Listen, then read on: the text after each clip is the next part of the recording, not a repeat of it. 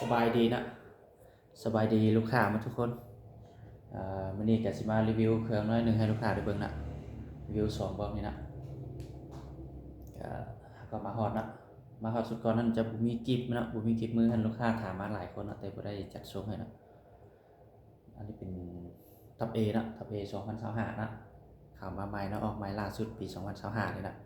ตัวท็อป A นี่นะมารีวิวหนึงนะบอกนี่เป็นท็อป A นะท็อป A นะ A บวกนะท็อป A บวกนะ1ท็อป A นะ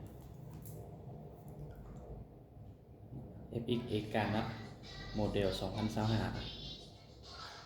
ใหม่ล่าสุดนะ2025นะตัวนี้นี่เป็นปุ่มล็อกนะปุ่มล็อกเป็นสีแดงรุ่นนี้นิ่มนะไก่นิ่มนะไก่อ่อนนะตัวนี้นะนี่สามารถปรับสปริงได้นะปรับตัวนี้ได้นะปรับความแรงนะปรับนี่ก็ได้ปรับท้ายนี่ก็ได้นะ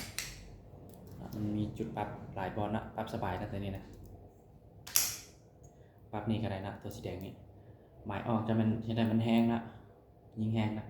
และอาหารข้าวมันจับนี่ใช้ให้มันคอยนะตัวนี้นะจุดดีมันนะเขาปรับง่ายนะตัวนี้นะปรับนอกเลยนะสปริงตัวนี้นะปรับนอกเลยอันนี้ประกอบแบบใส่นะกล้อง Discovery นะกล้อง Discovery ประกอบกล้อง Discovery ฐานเป็นฐานอลูนะกล้อง Discovery ฐานอลูนะฐานอลูนะกล้อง Discovery ลาวเป็นลาว TK นะลาว TK เก็บเสียงตรงนี้นะ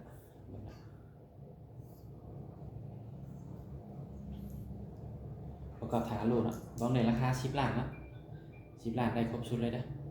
10 ล้านได้กล้องสูบได้ลูกปืนได้โม่ได้โซโลลิงนะครบความยิงเลยนะผู้ใดเฝ้าก็จัดไปนะช่วงนี้นะเพิ่มมากแล้วนะแต่ตัวราคาค่อนข้างจะสูงนิดนึงนะลูกค้าคนใดที่ว่าสู้ราคาก็จัดไปนะตอนนี้นะไปเข้าปลาละมังมอนซุกละไปตอนทับนะค้างนะตอนนี้นะ10 ล้านนะ10 ล้านสนใจก็ทักมานะ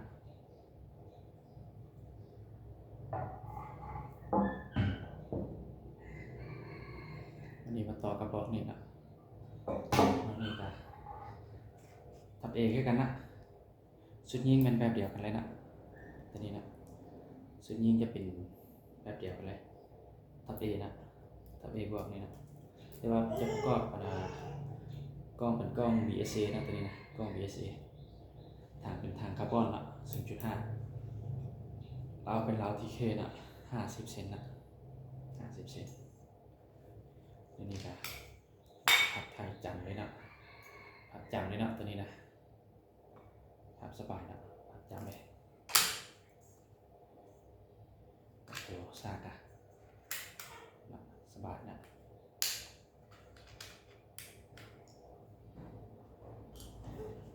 สบายนะ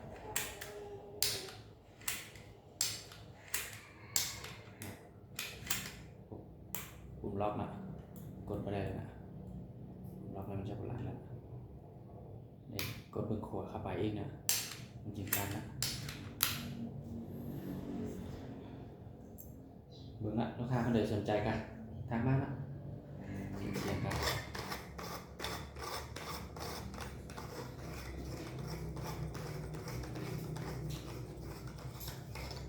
นะ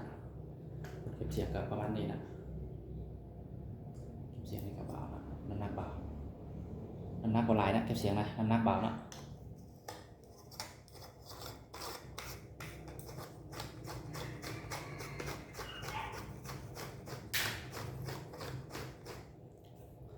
น้องเนี่ยเป็นราคา12 ล้านเนาะราคา12 ล้านเด้อได้ครบสุดเลยนะก็สู้ในลูกปืนในโม่ในสุดโรลิงนะพร้อมกับตัวปืนแบบนี้เลยนะเบิ่งนะลูกค้าคนใดสนใจก็ทักมานะบอกนี่ราคา12 ล้านนะบอกดูเป็นราคา10 ล้านนะมาให้ประกอบแบบใดก็สิประกอบแบบนั้นให้นะเครื่องมันมีพร้อมส่งนะเบิ่งนะลูกค้าคนใดสนใจบอกใดก็ทักมาได้นะจัดส่งให้นะ มื้อนี้ก็สิมาพบทุกคนได้ส่ำนี้เนาะเอาไว้เป็นโอกาสหน้ามีเวลาก็ค่อยมาอัดคลิปตัวใหม่เนาะอัดคลิปตัวใหม่ลงให้ลูกค้าได้เบิ่งอีก